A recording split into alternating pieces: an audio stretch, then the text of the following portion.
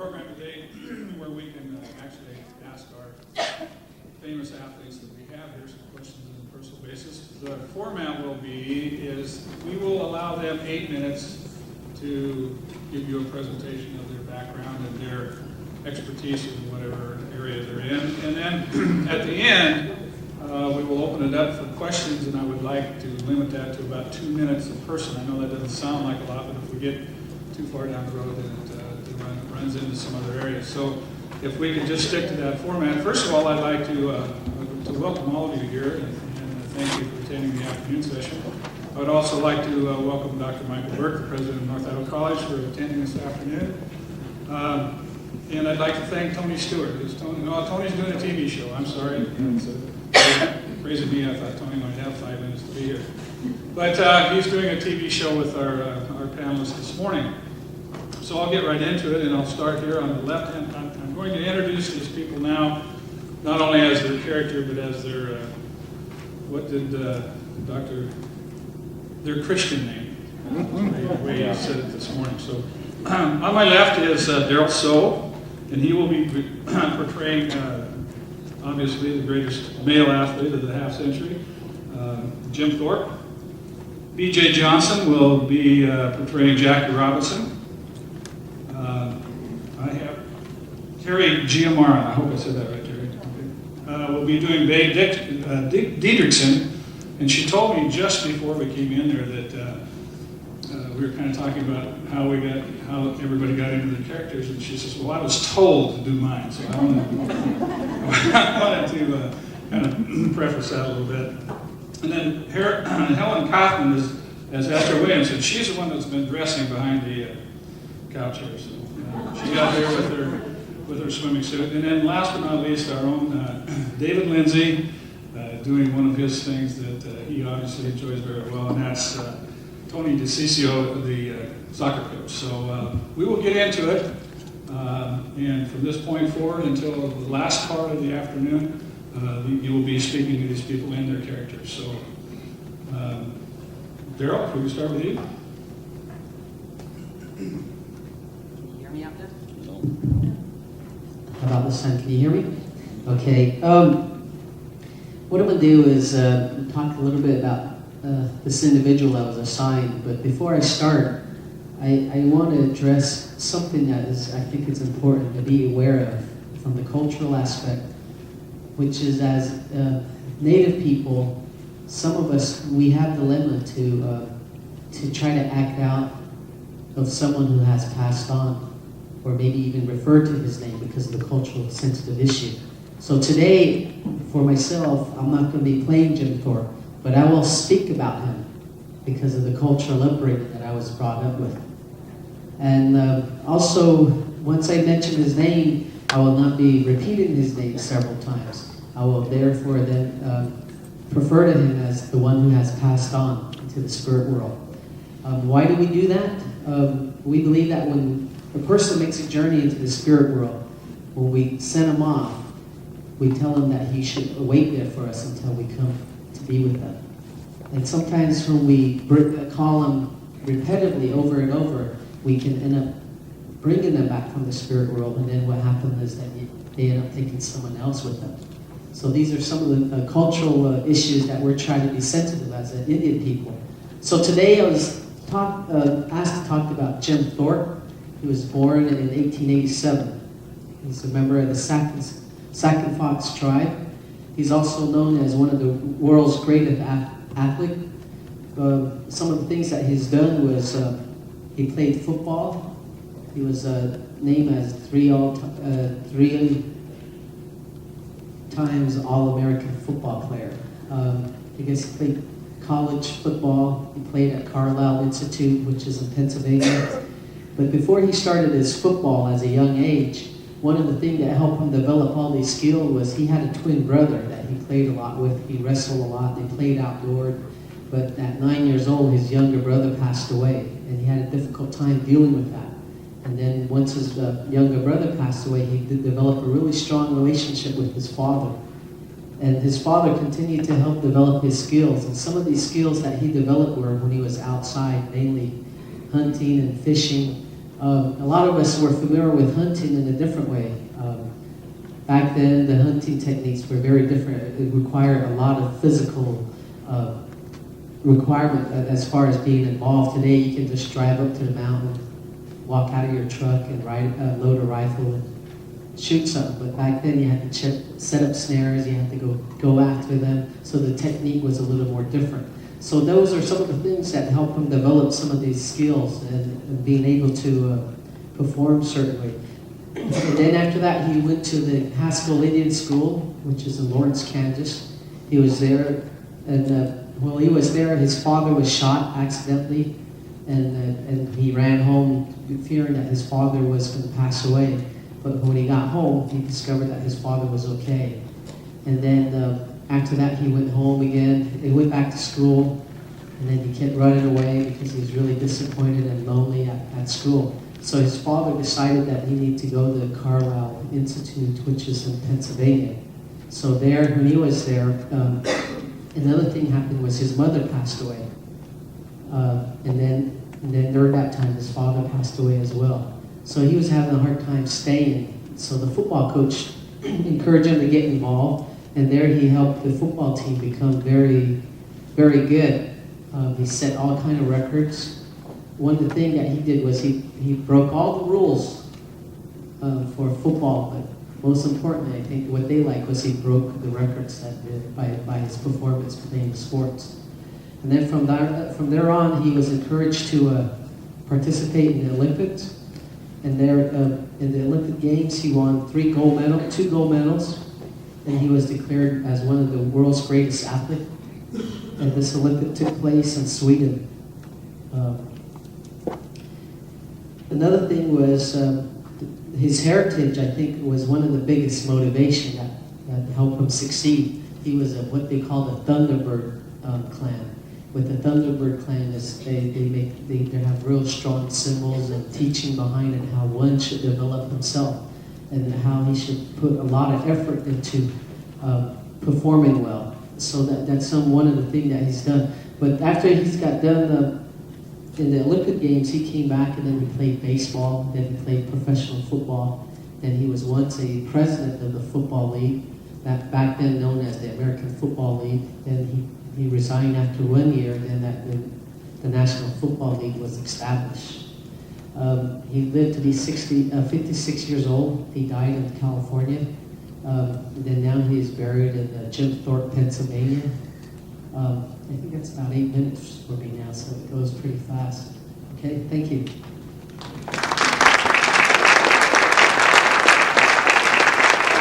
One, I want to say, before I get started, I want to say what an honor it is to portray such a person.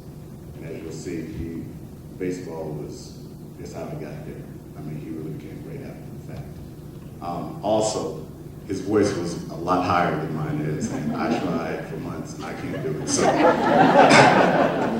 if you can imagine a higher voice, you just be patient. I was born Jack Roosevelt Robinson in 1919, January 31st, in Georgia. It was about 7 miles from the Florida-Georgia border.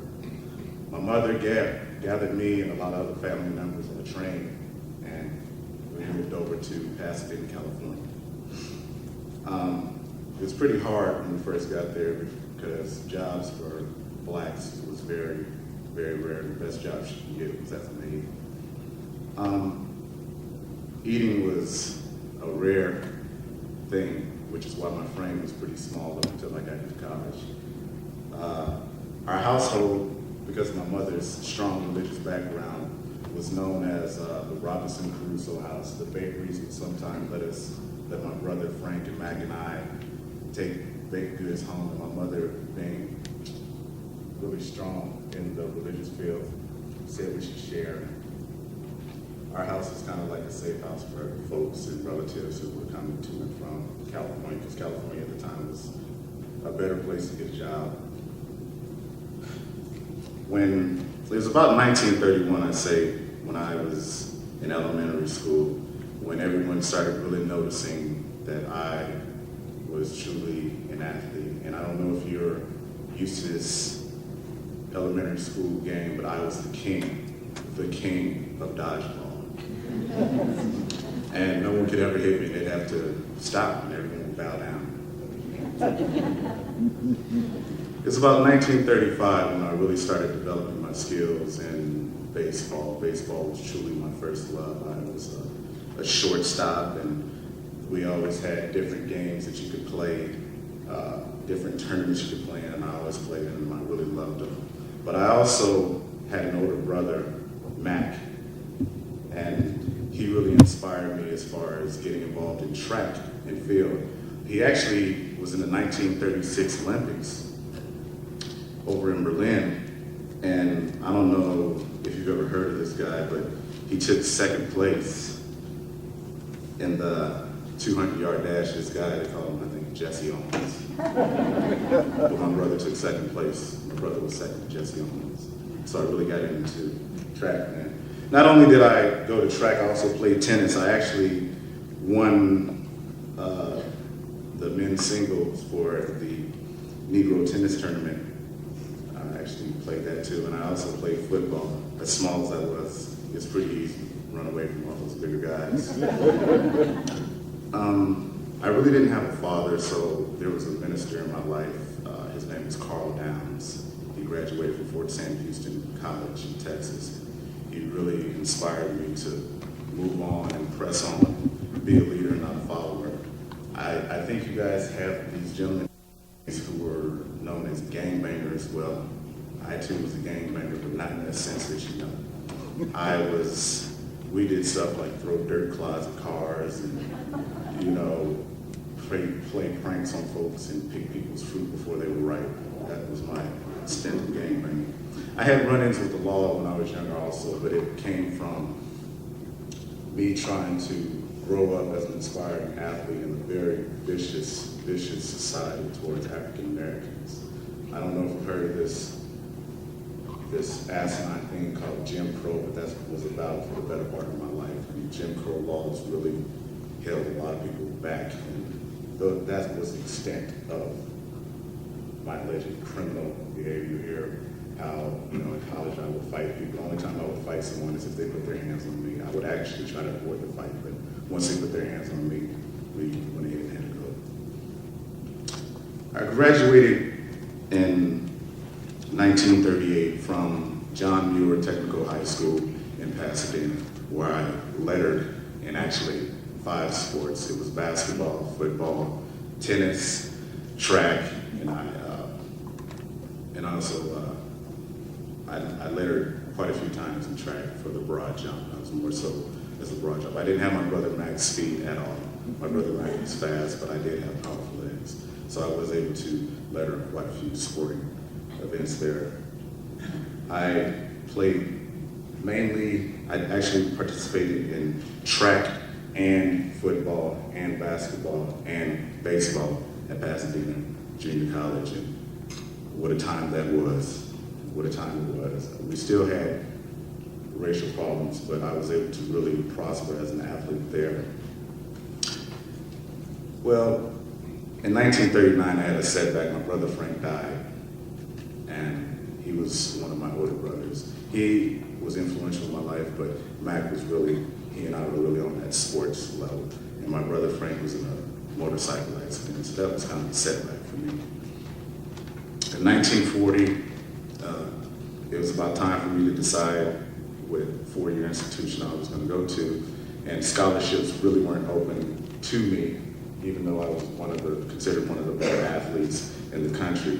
A lot of colleges didn't want to pick me. There was actually a gentleman from Stanford who offered to pay for me to go to college as long as I went into a different conference as theirs. So that was kind of nice. I ended up going to UCLA, where I actually met my wife. Now, though I was raised by my mother and my bigger sister, Willa Mae, I really wasn't a ladies' man. I was too shy and I was too much into sports, and I actually met my wife to be in 1940 at UCLA. She was going to school for nursing because that was a distinguished position for women back in the 40s. Well, I went ahead and really played hard at UCLA, sorry about that. at UCLA. I played really hard in basketball and football, but I really started to culminate into a really good baseball player. There was one thing hanging over my head though, and that was my brother Mac's record that he had set at the University of Oregon, and I wanted to be. So one day, my brother decided not to go to the University of Oregon anymore. I had a doubleheader baseball game. At the end of the first game, I left there, went to the track meet, beat my brother's record, came back and played the second doubleheader. Yeah. So, in 1940, after I left, I decided to leave UCLA because I was offered a job down in Texas by Carl Downs. And I decided to leave college without graduating because a lot of opportunities were not being open to me as far as in the professional circuit. That's just the way it was. So I went ahead and took a job down at Fort Sam Houston in 42. And I'm sorry, 1941. I didn't particularly care for it. And then I was offered an opportunity to play semi-pro football down in Honolulu, Hawaii. So I went down there. Well, I got my draft papers while I was down there. At the time, World War II was happening, and we weren't involved, so I had to get drafted. I left December 5th. Pearl Harbor was December 7th. So I went into the Army, and Army life was just as bad, and it was just really a hard chore for me. And I was in the Army. I don't know if you heard of this one guy, they call him, I think, Joe Lewis. He and I were in the Army together at Fort Riley, Kansas. And he helped me to understand how military life worked. And I went ahead and went through that. I had bad feet from an injury I sustained at Pasadena Junior College. So one day I went to get my feet checked out. And I got on the bus, and at the time the government had said that there would be no segregation on buses. You know, you can't do it on a government bus. Well, the bus driver was a white guy, and I sat down next to one of my African-American officer's wife, and she was a light-skinned lady, but the bus driver thought she was white. He told me to get up and move. I told him no, da-da-da, here comes the court-martial. So I had to go through the court-martial, and luckily the charges were dropped.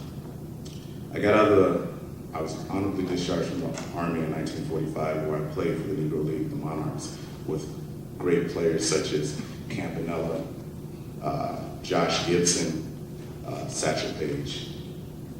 Well, there was this guy sent over there named Clyde Sukeforth. I don't know if any of you know him, but he was Branch Ricky's talent scout. Sent him to come talk to me and gave me an opportunity to go meet with Branch Rickey. I met with Branch Rickey in 1946.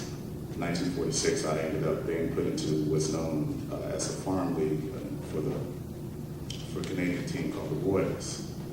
I did that, and all of a sudden, Branch Rickey had this idea that if you're really good enough, you'll come on up to the Dodgers, the Brooklyn Dodgers.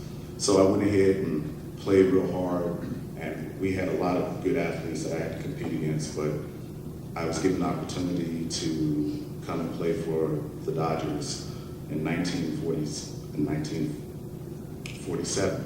I was able to come up, and I became the color barrier that was broken in professional baseball. It wasn't easy. I understood that if I were to come to the Dodgers, that I had to keep my mouth shut. And I don't know how many of you would enjoy being called, I hate saying the word, but how many of you would enjoy being called nigger daily? Having people throw black cats out on the field, having people on the other teams. Back then we played with metal cleats, and when you had your foot on base, people are intentionally sticking their metal cleats into your legs. And it was really hard. But I was able to turn that hatred into that bat and really prosper. So that year, in 1947, I received the Rookie of the Year. It took me a couple of years afterwards, I got the MVP, and we kept playing these guys called the New York Yankees, with guys like Joe DiMaggio, who just couldn't keep the ball in the park for some reason. And I was with the Dodgers organization for 10 years. We won 6 pennants and 1 World Series. I was also the batting champ in 1949 or I batted a 342. I'm going to go ahead and wrap it up here shortly, so get ready. And it was in 1955 we won the World Series. In 1957, I was traded to the Giants, and I refused to go to the Giants. They traded me for $30,000 and a pitcher, so I decided not to do that anymore. And so I packed it up and went ahead on to other things. I worked at this place called Chock full of Nuts, and I had to be kind of the liaison to keep the union out of this business because the owner didn't want to go and do that. Well, that worked well, but then I started getting into politics and trying to get different legislation passed because as I went to different places in different cities and different towns, I got to see the extent of racism. And it wasn't as bad for me as it was for just regular African American people. And not just that, but Japanese folks or Chinese folks also, like back in Pasadena. So I really got involved in that. I tried to help Nelson Rockefeller get his campaign for the presidency going. I worked closely with Robert Kennedy, who on my beckoning was able to make the call to get Martin Luther King taken out of prison on a jail term that he was sentenced for 4.5 months of hard labor for boycotting. I worked with John F. Kennedy, and in some aspects I was considered Uncle Tom. And Uncle Tom would have turned his back on his people completely and would have just went ahead and said, hey, I'm living a good life. Forget you folks. But I didn't. I tried to make things better for my people also. Now, to an extent, I was a Republican because the Republicans at the time I thought had the ideals that I wanted to be associated with. At the same time, at home, I had problems with my son, little Jackie. He had been sent off to Vietnam, and he had come back and he had certain problems, and he had went through a drug problem, and it was really starting to take a beating on me, and then I was diagnosed with diabetes. The diabetes, pretty much towards the end of my life, started hurting me more and more. My son had fought his battles with drugs, and then all of a sudden he had his life turned around. We were going to throw a jazz on the green to raise money for his rehab center, and he was in a car one night and crashed and killed himself. That on top of my hypertension and things like that, I lost vision in my left eye. My knees had gotten really bad, and also I was losing vision in my right eye.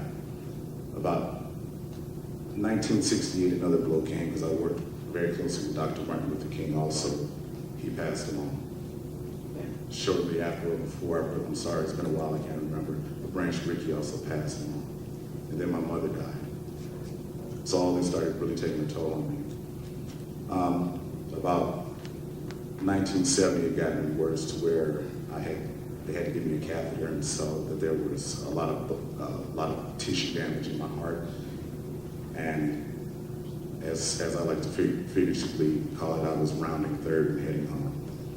In 1972, I went the day before to go and get some meat goods and food and pass them out to local shelters so that folks could have some food to eat the next day. I went ahead and passed away. I hope that you all can see me as a guy who likes civil rights, but I can also play baseball also. Thank you.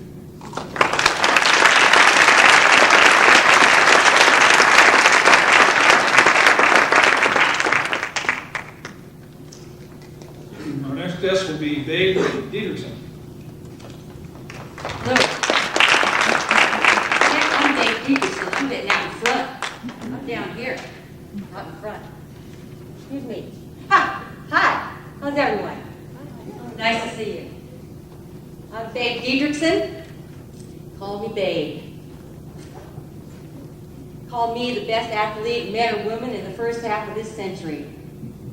I said, you're going to give me 8 minutes to talk about my life? It's going to take me that long to just name the sports I participated in. I had a reporter one time say, hey, Babe, is there anything that you don't play? And I said, yeah, dolls.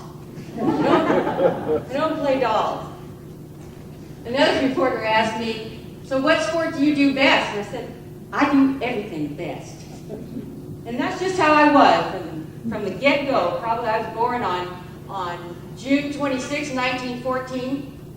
I believe it was 1914. I lied about that a lot in my older years, so I'm not exactly sure if it was 1914. but I believe it was 1914. I think from the very beginning, I always had the urge to be the best at everything. I wanted to beat everybody. I said one time, I want to beat every single person, and that's exactly what I'm going to do. I mean, it didn't really make any difference what I was doing, whether I was typing or whether I was sewing a dress. If I was typing, I had to be the best. I had to win the gold medal in typing. I typed 86 words a minute. If I was sewing a dress, it had to be the big, fancy, snappy thing in the whole wide world, the most pleats, buttons, bells and bows, whatever. And my dress won first place in the South Texas State Fair. So I had to be the best. My whole family was competitive. My sister Lily and I, we used to race down the street, on my street, on Doucette Street in Beaumont, Texas. There were 7 hedges down that street, and Lily liked to run down the street flat on the ground, but I didn't. I liked my feet in the air for some reason. I liked to be jumping something. That's where I learned how to do these hurdles, because there were these 7 hedges. I had to crook my knee, my left knee funny, because if I didn't, I'd get all scratched up on these hedges. And so I'd be hurdling down, and sometimes I'd beat Lily down there. But the 7th hedge was too tall, so I had to go ask Mr. King if he'd cut that down, and he did. So you see, from a very early age, I knew that I wanted to be the best athlete in the world.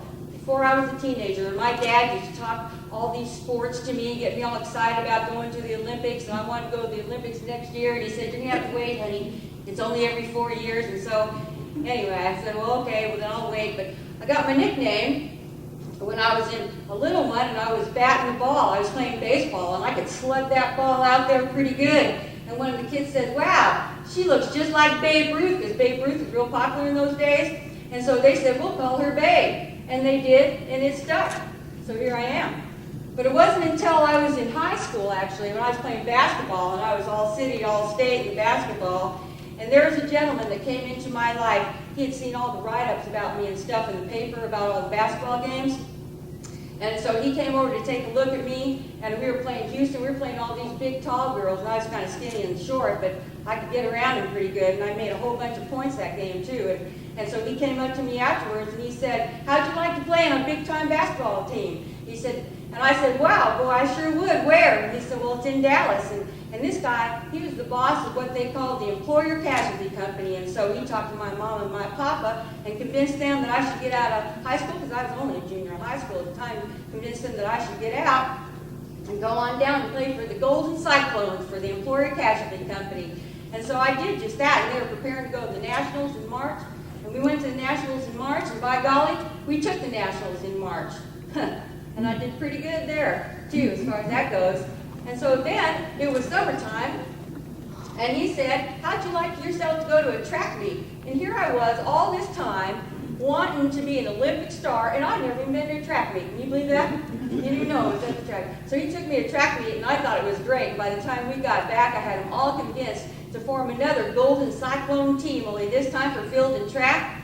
And all the girls laughed at me and everything, because when I asked the colonel, I said, "How many events are there in this track and field meet and stuff?" And he said, "Well, about 9 or 10. And he said, "What ones do you want to enter?" And he said, "Well, heck, I'm going to enter all of them." And they all laughed, but they didn't laugh for very long, because the colonel sent me down to Chicago for the national championships and the Olympic tryouts as a one-girl team. And it was so funny, I'll tell you, because all these squads had like 15 girls. The Illinois Athletic Women's Club had 22 girls. And then it came time to announce my team, and I come running out there. I started out there all by myself. I'm waving my arms like this, and that crowd just went nuts. I mean, tell you, okay, goosebumps all over my body. I can feel them right now, just thinking about it. It was great. I did love the attention. I did. I truly did. But you want to know what? I took that track meet all by myself for 2.5 hours. I was flying all over. One was throwing the javelin, then I'm doing a high jump, and then I'm, throwing the baseball, and I'm doing everything. And on the 3 Olympic trials, I won set records in there on the javelin throw and on the 80-meter hurdle. Those hedges over there that I practiced with Lily on certainly were paying off then, weren't they? And also, well, actually, I had to tie with Gene Shiley on the high jump, but we still set a record, so that was pretty good. And then a couple weeks after that, we went to the Olympics, and in the Olympics, you can only enter 3 events. So I entered those 3 events. The 80-meter hurdles and the high jump and the javelin throw, reset my own records, broke my own records, if you can believe that. But there is a little problem in the high jump, though, because at the time I was doing what they called the Western roll, where you sort of roll over the bar. And at those days, in my day, you had to have your feet go over the bar first. If your head went over the bar first, they called that a dive. And that was not a good jump. That was a disqualifying jump. And so it came down to that Jean Charlie and I once again, and I did my jump, and I beat her. But a couple of judges said that they thought it was a dive, and so they took the championship away from me. Otherwise, I would have had 3 gold medals. But I think they were kind of confused about that whole thing because they gave me some half gold, half silver medal. I don't think they'd ever done it before, and I don't think they've ever done it since, to my knowledge, anyway. But anyway, that's when my name started getting really big after those nationals and after the Olympics. And they started talking about me like I was a super athlete and that I was the Wonder Girl and all that stuff. And I was feeling kind of bad about taking that second place in the high jump. But I talked to one reporter, Grant Rice, and he said that he thought I got a bum deal, so that made me feel kind of better. And then also, he introduced me to something new, to the game of golf. He took me out, and I swung my first club. And I'll tell you what, I was smashing that ball out 240 yards. They couldn't believe that was the first time that I ever picked up a club. But it was, but I got bit by the golf bug bad, ladies and gentlemen. Bitten by the golf bug bad. But I had to go back to Beaumont, back to working at employer casualty company and all that. So, and there's been some kind of mix-up in the paper that they thought that I'd turned professional because they said that I endorsed some car or something that I had never endorsed. It was a mix-up, and they reinstated me in my amateur status and all that, but I'd already turned pro, so it didn't really make any difference. So I was barnstorming around the country, playing with my own basketball team, and doing all kinds of stuff, being in billiard expeditions and all kinds of stuff. But it was still stuck in my craw that I wanted to play golf. And so I tootled on back, and the old colonel came through for me again and actually got me a membership at the Dallas Country Club and a pro to work with me so I could play golf. And in 1934, I went and entered the Fort Worth Women's Invitation. And a reporter came up to me and asked me, he said, "What do you think you're going to shoot today?" And so I sounded off. I said, "I think I'll shoot a 77. By golly. And by golly, if I didn't shoot a 77. And those kind of comments, if you're right, they'll make you famous. Of course, if you're wrong, they'll make you crazy. But this time I was right. I shot that 77. Of course, that was just in the qualifying round, and I sort of dumped out after that. But that was no problem, because I had my eyes set on the Texas State Women's Championship, but that was going to be in the spring. Now, one thing about me, when I trained hard. And boy, I wanted that Texas State Championship more than I wanted life itself. It was the biggest prize, more than the Olympics, more than anything. I wanted that prize right there. And I trained. I'd be out there, I'd hit so many golf balls, my hands would be all bandaged up and bleeding and everything, but I didn't care because I was going to be good and I was going to take that championship. And I did. I won that championship. I was flying high as a kite. I cannot tell you, but just as high as I could get was just as far as I had to drop down to the ground. And the USGA said that I couldn't be in an amateur status anymore because they said I was a professional and I could not participate in any of these tournaments anymore. And I was down, but I thought, well, so I hooked up with this guy named Gene Sarrazin, and we barnstormed around playing a bunch of exhibitions, and I did exhibitions, and I did all my tricks and everything, all my trick shots. I had one shot where I would have a golf ball sitting on top of another golf ball, and I'd hit that golf ball, and one would go in my pocket, and the other one would go in the hole. They just love that one. Anyway, so we were doing that until about 1938, and I looked at it and I saw that there was going to be the Los Angeles Open in Griffith Park. And I thought, it's an open tournament. So what that there's never been a woman ever played in this PGA tournament before? There's no rules that says a woman can't participate. And I got myself in. I did it. I got into this tournament. I didn't think I was going to win or anything, but I just wanted to see how it was going to go. And as fate would have it, I got put in this threesome that contained myself, C. Party Edmond, a Presbyterian minister, and George Zaharias, a professional wrestler. Well, it wasn't 2 minutes that the reporters were on that, having George put me in headlocks and all kinds of wrestler holds and all that, and of course I was not minding it at all. And so we played our round, we played our couple of days. I didn't play so hot, I think I was too busy watching George, to tell you the truth. I didn't mind. He even beat me by a stroke, and that didn't bother me either.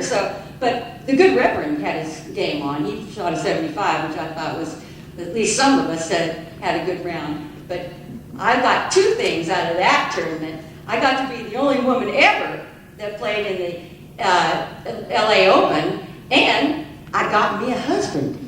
George and I married in December of that very same year. So George became a manager, and now we were doing pretty good. And he also afforded me one other really great thing, which was to lay off all professional proceeds for long enough so I could get my amateur standing back. And that's what happened. I finally got my amateur standing back so I could go and participate in all those tournaments. And in 1945, I'd like to tell you, I hit my stride. I had won the Women's Athletic of the Year award in 1932, back there in the Olympics. But I also won it in 1945, 46, and 47, as I managed to string 17 straight wins on these tournaments. I got so cocky, I used to come slamming into the locker room and say, "Which one of you gals wants to hang around and see who comes in second?" Oh, I was bad. I was good, but I was bad. But there was one thing that was kind of plaguing me. I had kind of a hurt in my side, and some people were asking me, I should have that checked. But I felt it was my duty to continue on the tour as long as I was able, and so I didn't want to mess around with the doctors or anything. But I was doing pretty good. But in 1948, George and I and a guy named Fred Cochran, we decided to start up the LPGA, the Ladies Professional Golf Association. So once that sort of got going, I was going too, and I was a leading money winner in those years. And in 1950, I took the Women's Athletic Award again in that year. And it was right after that I decided to go and have this side checked. And so the doctors checked my side, and I had a hernia, of all things. I could not believe and I got there just in the nick of time too, because the doctors told me if I hadn't gotten there when I did, he probably would have killed me. And I said, I sort of laughed at that, but I didn't laugh too long, because in 1953, they told me I had cancer, and I had cancer in the intestines, and I had to have this big fancy operation. And they gave me what they call a colostomy, but it was reversible, where everything's hanging out in the bag, that colostomy thing? I hated that thing, but I wasn't going to let it stop me. Nothing was going to stop the old babe. And after about 14 weeks after that surgery, I was grinding myself back to get match play ready again, and took the U.S. Open again, and won all kinds of other tournaments. And they gave me the Women's Athletic Award of the Year again in 1954, and I was darn proud of that. But I was even prouder of the fact that I won the Ben Hogan Comeback of the Year Award, because I thought that was pretty special. But wasn't long after that, and I didn't keep my cancer hidden. I told people I had cancer, and I'm going to whip it. By gosh, I'm going to whip it and whip it good. But that isn't exactly what happened, because in 1955 they told me that the cancer was back. And Laura towards the end, I told my husband, I said, I hate to die, George. I'm just learning how to play golf. And he laughed, but he didn't laugh for long, because on September 27th, 1956, I died. And I was just 42 years old. So this life I led, it was short, but it was so sweet. They asked me also to talk a little bit to you guys about what kind of contribution I think that my life made. And I'm not really the philosophical sort, as you can see, pretty focused on the athletics.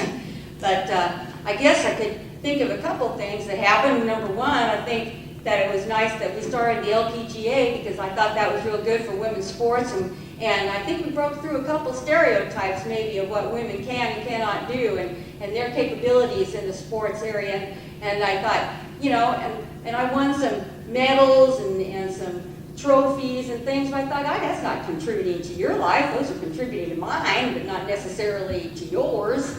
And so then I started thinking, games and sports is pretty much like the game of life, don't you think? I mean, in the game of life, you guys all have to be good sportsmen. You all have to play by the rules, don't you? No. No, the answer to that is yes. You all have to play through the pain sometimes, don't you? You all have to be multi-talented, play in different arenas of your life. You have to do that. It's a lot like sports. You all have to train real hard and make sure that you keep on going when you really don't feel like going, right? So heck, you guys aren't so different than me. We're all champions. So if what I got to do in my life gave you any kind of a role model, I guess, for any of those type of things, like for encouragement or heck, if she can do it, I can do it type feeling, or understanding of how the game is played, and that if you want to be a champion, you got to work hard and stay at it and continue. You all know that because you're all doing it. You're all champions in the game of your own life, aren't you? Can I hear some yeses here? Yeah. There is one thing that I thought that I could give you all that I got a lot of, that I don't know that the game of life gives you as often, or if ever, as you need it. And that's a hand. So why don't you all just stand up and join with me and give yourself a hand for the champions that you are. Come on, let's see. Yeah. Oh, yeah.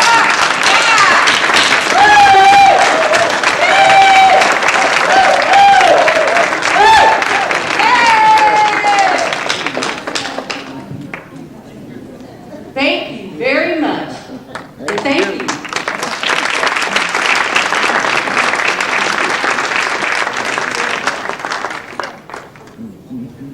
Thanks, Dave.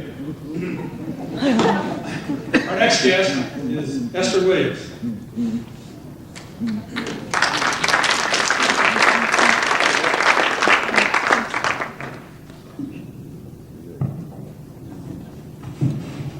Hello.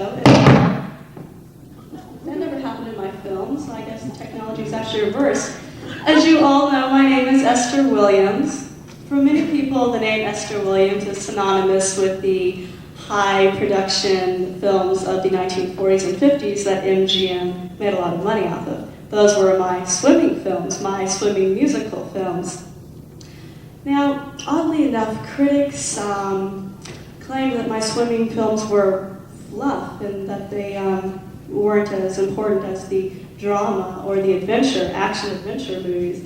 But I don't think the critics really realized what an action-adventure movie actually went on behind the scenes in most of my films. In fact, in a few movies, I almost died trying to make the grand finale. Interesting story. Let me share a couple of them.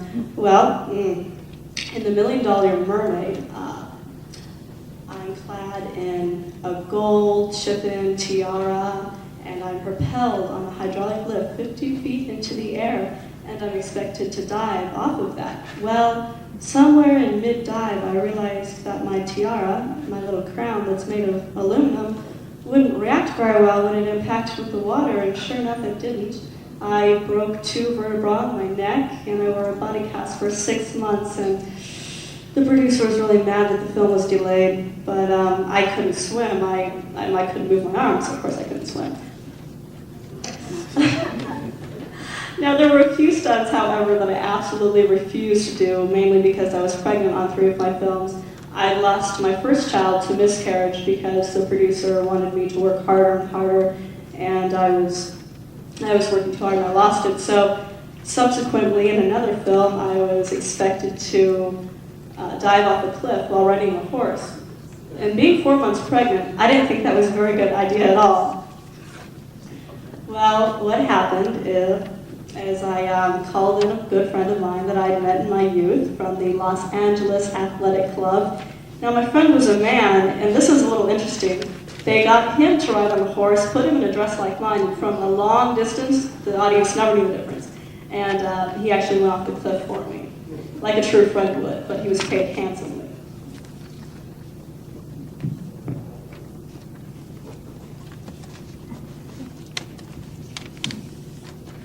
quite often, well, now that I'm aged in my lifetime, people come up to me and they ask me what the main difference is between my golden years at MGM, the 1940s and 50s, and contemporary movie stars. And my first answer would always be the media. In 1945, the media just loved me. I mean, I was the media's darling. They said that my marriage to Ben Gade was absolutely perfect. My 3 children were so well-mannered. They never made messes, ever. Well, the truth is that the gossip journalists in that era were actually being paid off by the MGM to write good stories about their top billing actors, and myself being one of them. The truth is that my husband of 12 years actually rather enjoyed being Mr. Esther Williams and didn't enjoy being Mr. Ben Gage. The odd thing is he basically took my money, gambled it, and invested in really shady business deals. Anyhow, by the time I left MGM, I was pretty much bankrupt. But there was one thing that I noticed at MGM that I was determined never to allow. Stars past their prime hanging on, making B-rate movies just to get their pension. Back in the 1940s and 50s, you signed a contract, and your contract came with certain bonuses. Now mine, if I agreed to work for them for 15 years, I would receive $250,000 singing bonus because they taught me to sing. I had no singing experience at all, and to teach me to dance, I got another bonus. When I left MGM, I am very proud to say I was penniless. However, I hung up this bathrobe with dignity, with honor. I went when I was hot. I was not going to be a dime star in MGM in front of the world to see. Now, one thing, if I would say that I've made any sort of contribution with my life, I would say would be in sports. A little odd, you might say, for a movie star to say such a bold thing, but absolutely not. From the very beginning, I was a swimmer. I grew up in Los Angeles. I joined the Los Angeles Athletic Club, where I was built for speed and I won races all the time. I actually made the 1940 Olympic team, however, it was canceled because of that very devastating war. In 1944, when my first major swimming production, Bathing Beauty, came out, I think moviegoers saw for the first time an odd concept that has now become mainstream. And this concept would be to take ballet moves, something like it, and add it to, let's say, a dance move, okay, and do it all underwater. And amazingly, if you can find girls that hold their breath for 4 minutes at a time, it'll work out pretty well. This concept was called synchronized swimming. Now, back in 1944, it wasn't taken very seriously at all. But in 1988, I am very proud to say that the Olympics did recognize it as a sport, and I was very proud of this. The media called me the godmother of a sport. NBC asked me to anchor their Olympic coverage, and I did so with great honor. And I must say that underneath it all, with everything I've done and everywhere I've been, that I'm just a swimmer underneath it all.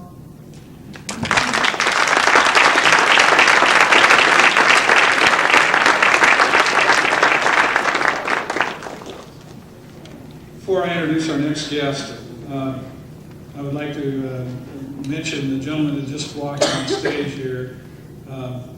For those of you who don't know him, this is Branch Rickey, and he will be allowed to speak a little bit at the end of our program, but this is Mr. Branch Rickey, who gave our speech this morning. So he will sit there and relax for a few minutes, and Mr. Tony DeCiccio will come and speak to us.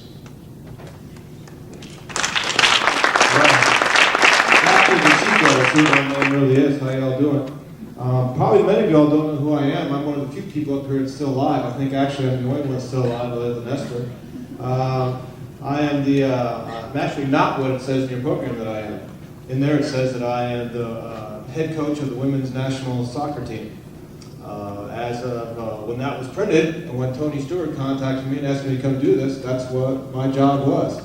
Since that time, I had a little epiphany of my own. Decided maybe I'd quit that job. I was traveling 250 days a year with the Olympic team, with the national team. I have 4 young sons.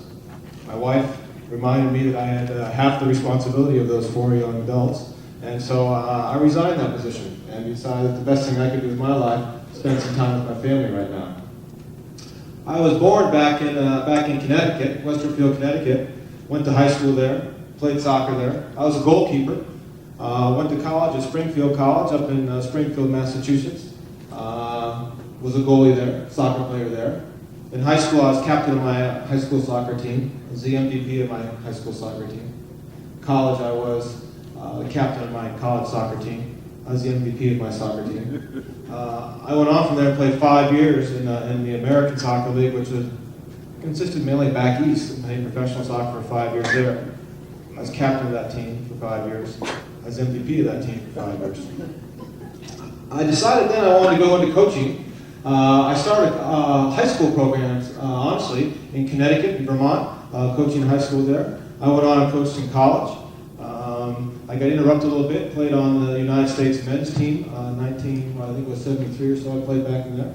I started picking up coaching. I started asking them to be coach of again, goalie coaches. And I coached the men's national goalie coaches in 1991. I got asked to be with the women's team, women's national team, where we went to China, and I was the goalies coach back there. 1991 was the first year that they had a Women's World Cup. There's been a Men's World Cup for, I honestly can't remember how long. Long time, 1995. Let's have the women have a chance. We went to China. A bunch of women from the United States went to China. We won the first inaugural Women's World Cup, 1991 in China. We were thrilled. I had a group of women that worked their tails off. They worked 7 days a week. They worked all the time. They gave up their lives. They gave up their families to come and play that game. We won the first Gold Cup ever. Got in that plane, came back to the United States, came off the plane, and there were all 8 reporters waiting for us at the end of the tunnel. It's a little disheartening. It's interesting here listening to Jackie Robinson talk a little bit about some of the troubles he had coming up through his career. Some of the women coming through soccer have some of the same troubles today.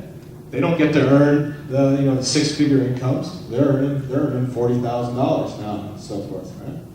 But I do got to tell you, 1991, we came off that plane, there was 8 people waiting for us. This last summer, we entered I got to say back in 1996, though, there was a thing called the Olympics, if you remember right. My team at that point won the gold medal in the Olympics.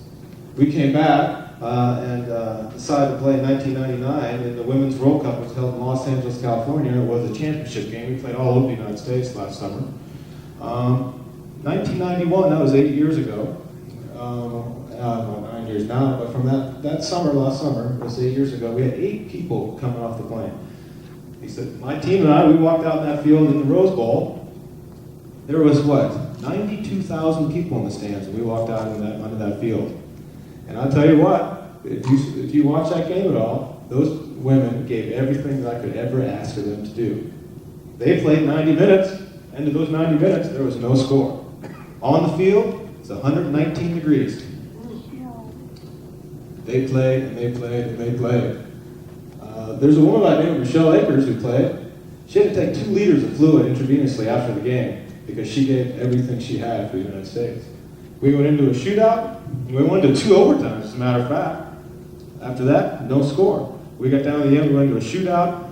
We won by 1 point in that shootout. We won ourselves the World Championship again. I have to tell you, after the women ran all around that field about 3 times, people cheering, stuff flying up in the air, I looked around, I bet you there was probably, after all that, there's probably about 87,000 people left in those stands. Nobody left. They stayed to cheer on their team. So we brought that team all the way through to that kind of success, right? I started thinking, listening to Branch Rickey this morning about some of the parallels to that, about how you got to stick with your sport, stick with your commitments to get through what you're going to be doing. And that's what that team has done to get to where we are today. April Hendricks is going to take over that team now for me, and I guarantee you that they will have tremendous success from here on out as you see that team transpire to there. I'm going to give my time. I'm still a goalie coach for the U16, U20 men's teams. I'm a businessman now. I've started some specialty soccer stores and Soccer Plus camps. I have 18 camps around the United States with a full staff that run those for the youth of America. Branch this morning, if you listen to him, he talked about the farm system in baseball, how they decided to build that up to get developing players through there. Soccer in the United States is built on the exact same system. I've mentioned U16 and U20. We measure soccer players by their ages. If it's a U16, you are under 16 years old and playing. If you're a U20, you're under 20 and playing. We have that program in the United States. It plays all the way through. We have national teams from U16 on playing around the world. So technically, the soccer world has learned from the work that Branch did back then about a farm system to bring those players up through into the national ranks. I'll step aside now, and we'll let you all ask some questions.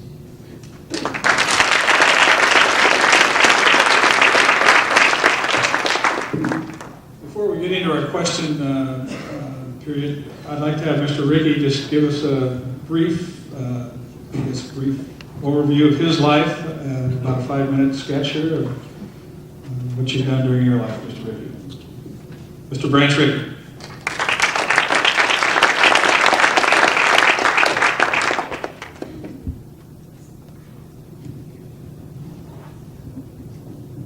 Well, thank you. I don't know what I can do in 5 minutes, but I'll give it a shot. Maybe what I really would rather do is to make a pitch for baseball. Can I do that? It's fine to listen to soccer, and I assume we've heard some football here today. Back and forth games. They're good games, but they're not baseball. A circular game, where you're trying to get home again. A game in which everyone can be the hero. Think about this, particularly you young people. What games do you play? Baseball? Well, good. We're in the midst of a basketball tournament around here right now. Well, I'm not going to fight you on that, but think about this. In basketball or football, there are always just one or two stars in the game. Some people, in fact, are told never to shoot.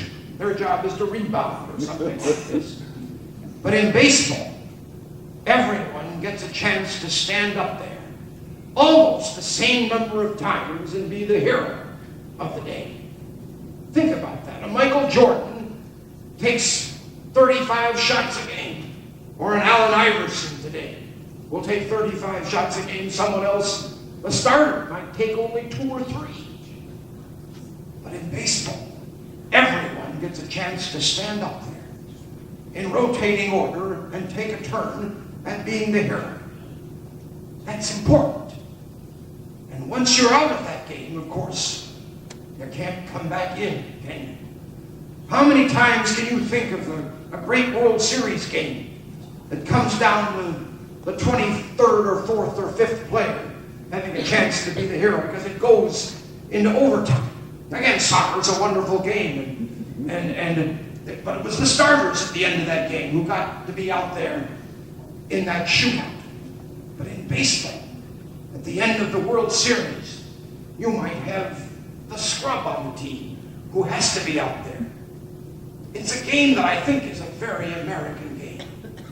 It's a game of individualism and a game of the team all at the same time. In football, you can't succeed as a running back unless your whole machine is functioning, unless the line is all functioning together to make the holes for you. Oh, sure, some runners are better than others. But in baseball, you stand up there alone, or you're out there on the field alone, and you succeed or fail alone. That's what this country, I think, is supposed to be all about. So I'd rather use my 5 minutes to make a pitch for baseball. If you have any questions to ask of me as me, we can do that along the way. Thank you.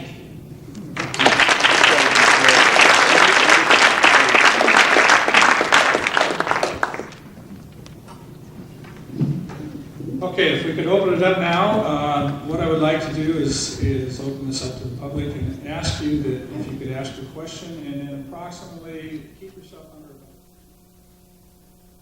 It's for Babe Davidson, but she said she was a one-person team. Let's expand on that a little. She said every education was 15 or 22. What did you do? What sport was that? It was in track and field, and I played entered every event of that meet myself. So because you played every event, we call it. Right, it was just me participating in every single event. Where some of their girls, some of them would be high jumpers, some would be javelin throwers, I was everything, basically. I have a question for Babe Ruth. What is a golf club? Or it's not big. Big. Oh, When you caught the golf club. Oh, well.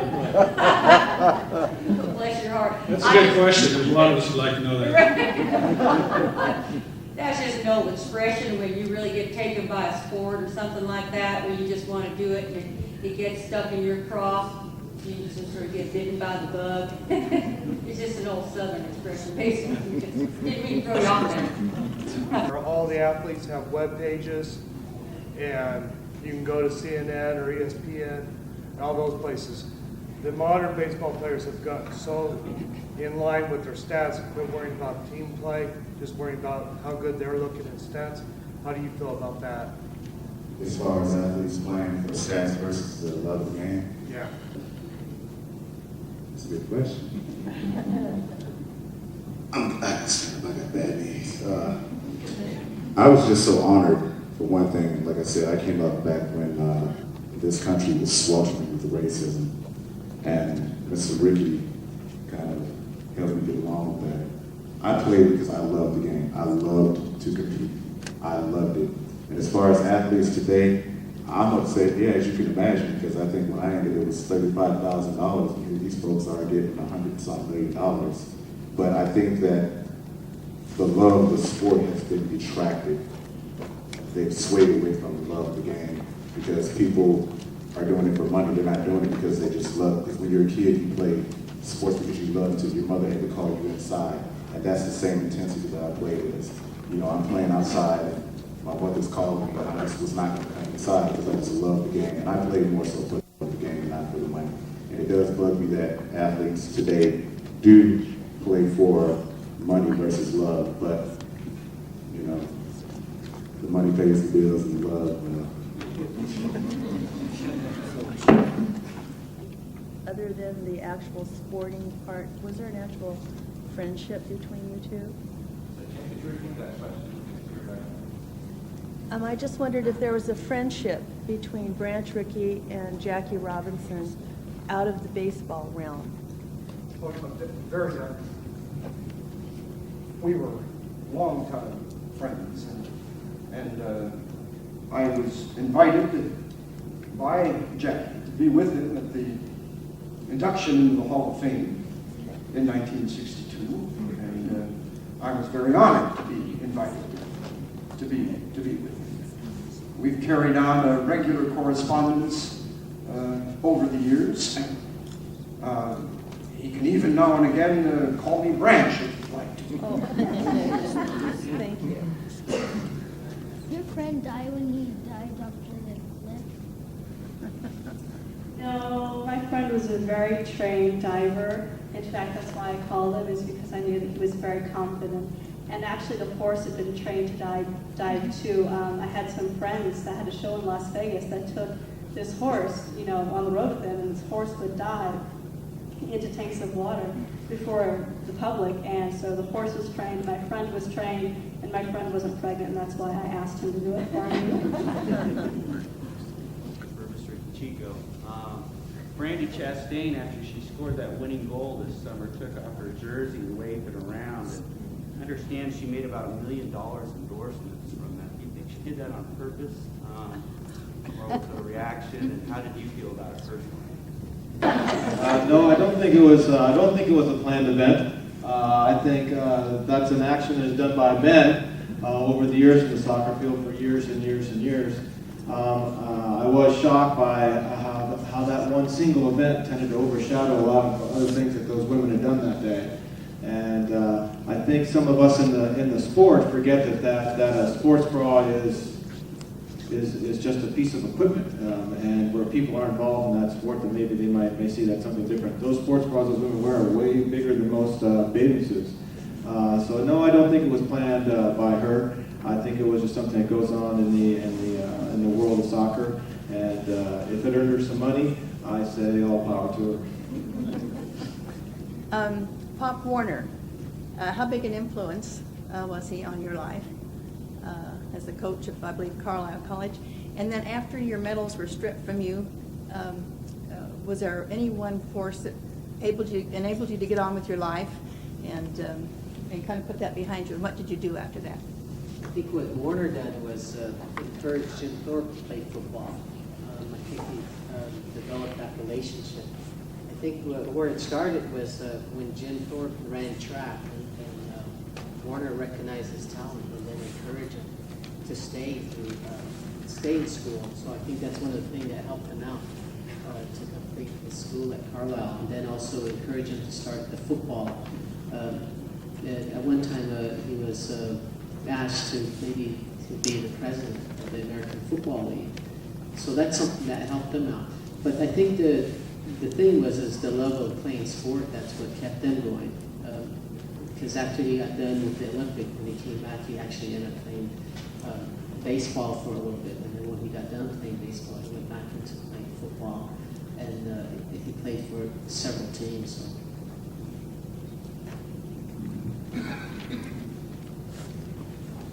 Players for various baseball teams. With the advent of a lot of the modern technology, would this make your job that much harder because you have so many more names to track down, or does it actually make it easier? I think it makes it a lot easier. I pioneered air travel for scouting purposes. I had a plane that was at my beck and call, and I did a lot of this myself. I had scouts, of course, but a lot of this I did on my own, because I trusted myself more than I trusted anyone else. So the more I'm talking about this, the more I'm thinking that I think it would help make decisions as to where I would go. But I don't think it would prevent me from actually getting on the plane now and again to go see these prospects. You can only tell so much through statistics and things that you can read on a computer screen. I think to play baseball, or really any sport, there are other things besides numbers that go into the equation. And I think that judging that, one has to actually be on the scene to see exactly how these players react, and not just to a pitched baseball, or not just in the field, but to see what kind of enthusiasm they have for the game. Computers can't help you judge that at all. We've seen all kinds of mistakes made by scouts, whether it be baseball or whether it be football. The high draft choices that don't matter. I'd actually like to see them get rid of the draft entirely and let the scouts make decisions about where they're going to play.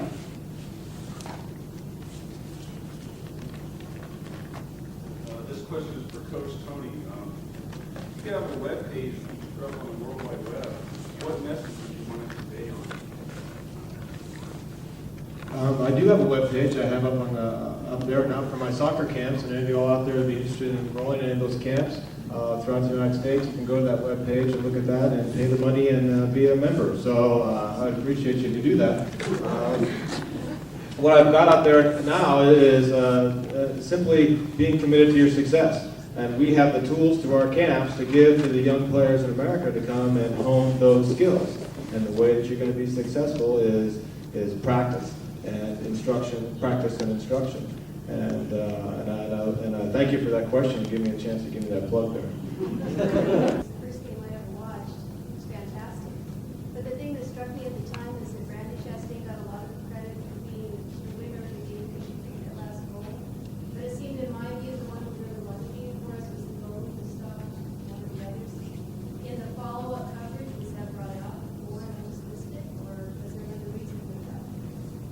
that was brought up more in the follow-up coverage. One of the disappointing aspects to me as a coach and being a keeper coach all those years, Brianna Scurry, who was the keeper that made that stop, was ridiculed by some people because of some extra steps they thought that she took. And one of the greatest challenges of being a coach on a national level and international media is that you have no control over what happens with the media, who they pick to be their stars. I'm not sure that I could pick either one of those two as the outstanding players there. If I had one, I might lean towards Brianna for how she got us to there with the incredible play that she puts back. She puts back from that end of the field. That is a tremendously difficult position to play. If any of you all play sports, in the game of soccer, you're lined up from offensive people all the way to the back. And no matter where you are in the field, there's always somebody else behind you to help you out, unless you're the keeper. And so all the way back there, you can figure if somebody beats you, you go, oh, she'll get him, until you're that keeper. Now there's nobody else behind you. And that puts a lot of responsibility on there. It's a very tough psychological position. Half of what I do coaching is coaching the psychological advantages of those players. And if you ever watch Brianna Scurry, when she gets down there and means business, she looks like she means business. And there's a lot of other players going, don't make her mad, don't go down there. And that's an important part of the game. Yes, sir. Question for Esther Williams. What events did you enter and what events did you win that caused Hollywood to be interested in you in the first place? That is a very interesting question. I had a career change when I was about 18 years old. I signed up with Billy Rose's Aquacade in New York City, and that was a spectacular water show where it was the first time a very large pool with cameras on the bottom was used. Actually, I was cast as the female lead in this great spectacular show, and oddly enough, I didn't really want this position because I was a speed racer. I didn't know about swimming pretty. I knew to swim fast and to win. I didn't know how to move my arms and legs to look good underwater. And so finally they showed me the money and I joined their cast.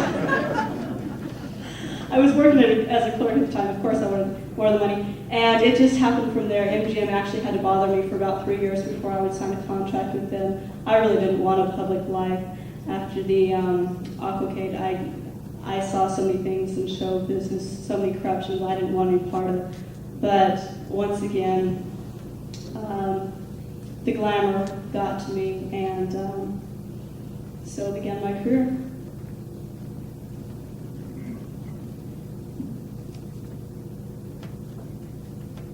Any other questions? Yes, sir. Just for the debate, did you bet any of the sports? Did you bet any of the sports? Nope, sorry to say, those weren't my inventions. Baseball and basketball were all here before I got there.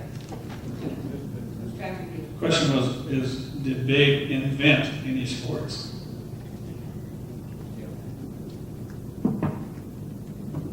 Yes, sir. This isn't a question as much as an observation. In addition to the Babe's many talents, she's obviously a hell of an actress, too. Thank you, sir. Only a bone in the cake. Any other questions? I guess now's the time for it. We've got the internet commercial for Coach Tony. And for those of us that aren't quite up to speed with all the internet things, I'm going to go back to the old way that we used to promote things, and that's by holding up a book in front of an audience and saying that our esteemed guest has written this book. It's called Ricky and Robinson, and as I understand now, we're going to be down in the bookstore, or he will be available for, I'm getting this signal from Tony here, but... That's wonderful. I want to purchase one of those for Jackie Robertson, and he'll sign it for him before he goes downstairs when he go down to the bookstore. Okay. I want BJ to have a conversation. Okay, we'll get BJ a copy. But anyway, I'd like you to know that this will, Chuck is going to sign these at the bookstore after our meeting's dismissed here. Also, a commercial for North Idaho College Athletics. If you have a little free time, we have a doubleheader baseball game going on outside, so feel free to go out and spend a few innings watching good collegiate baseball. And my last comment is, for those of you that weren't available or weren't able to come this morning to listen to Chuck, at the end of the program, he was talking with the audience, and there's a couple of people out here I'd like to have introduce themselves. Mr. Chair, could you stand up and introduce yourself and your wife? This gentleman came up to the stage after the presentation this morning. He knew Branch Rickey personally and talked to Chuck about it, and then introduced his lovely wife. And I'll let him go ahead. I met Branch Rickey. My claim to fame is marrying Pepper Martin's daughter. She said that. Pepper Martin. This audience have no idea who Pepper Martin is. But Pepper Martin won the 31 World Series and set records that have been tied, but they had not been surpassed in all these years. And I was very determined and diligent when I found out she was Pepper's daughter, so I married her. And then I got to meet Branch Rickey, the daughter, and everybody. So my claim to fame is being so clever as to get her to marry. Thank you very much. In closing, I'd just like to thank our panel. It was a great job. I'm standing here looking at this book with Mr. Rickey's picture on the front of it, listening to him, thinking that this is him sitting right here. It was a great job. I really think you guys did an outstanding job. Daryl, BJ, you guys, great job.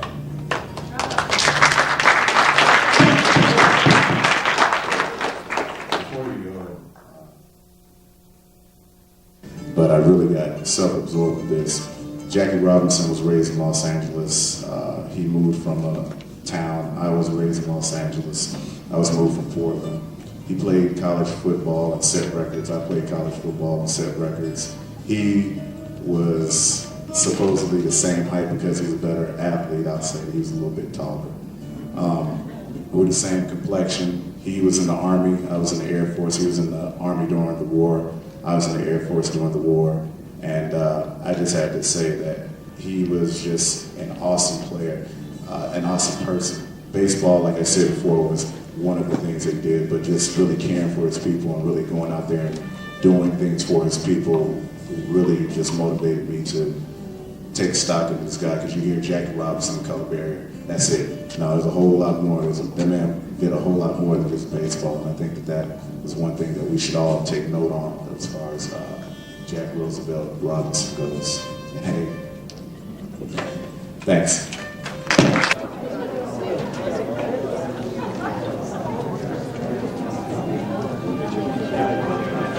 Good job, BJ. Thank you.